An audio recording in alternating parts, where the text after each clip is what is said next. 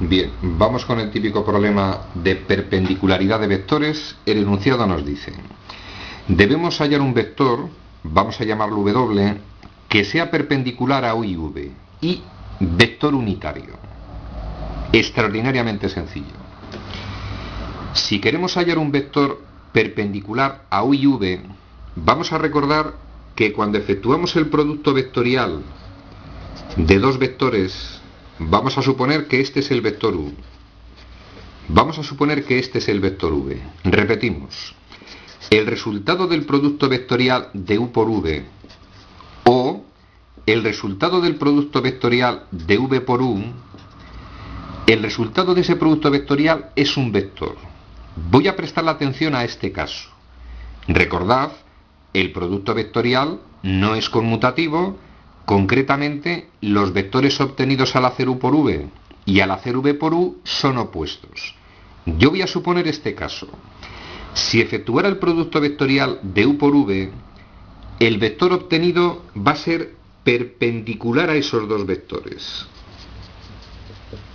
Si esa línea punteada forma 90 grados con esos dos vectores, va a ser la dirección del vector que obtenemos al efectuar el producto vectorial de U por V.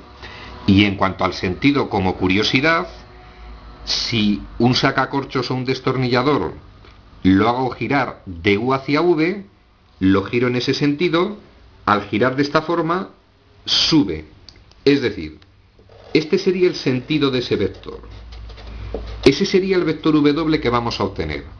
Si hubiéramos efectuado V por U, mismo razonamiento, pero va a ser opuesto.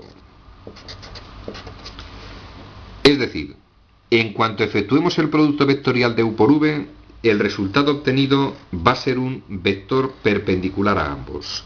Para efectuar el producto vectorial, expresamos en la primera fila vectores de la supuesta base ortonormal, segunda fila las coordenadas en este caso del vector U, 2, 3, 1, tercera fila coordenadas del vector V.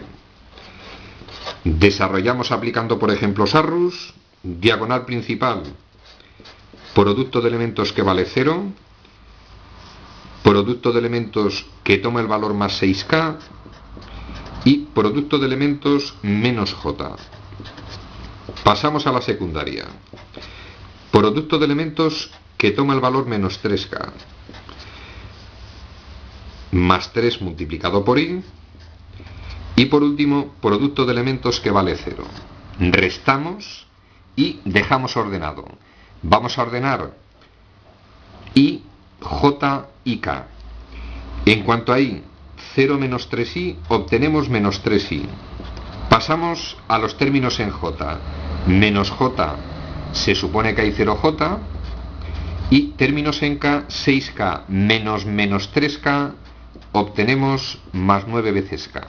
Es decir, esta sería la expresión del vector que se obtiene al efectuar U por V.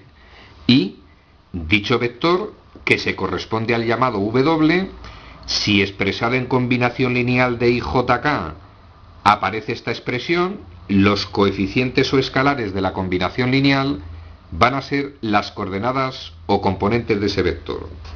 El vector W se va a corresponder a un vector de coordenadas menos 3, menos 1 y valor más 9. Nos situamos. Este sería el vector obtenido. Y tenemos la certeza absoluta de que va a ser perpendicular a U y V. Pero tiene que ser unitario. Es decir, tiene que tener de módulo 1. Recordad, para normalizar un vector, es decir, para obtener un vector unitario, si divido sus coordenadas entre el valor de su módulo, el vector obtenido va a ser unitario. Vamos a hallar el módulo de W. Raíz cuadrada de la primera coordenada o componente al cuadrado más la segunda al cuadrado más la tercera elevada al cuadrado. Efectuamos la operación raíz cuadrada de 91.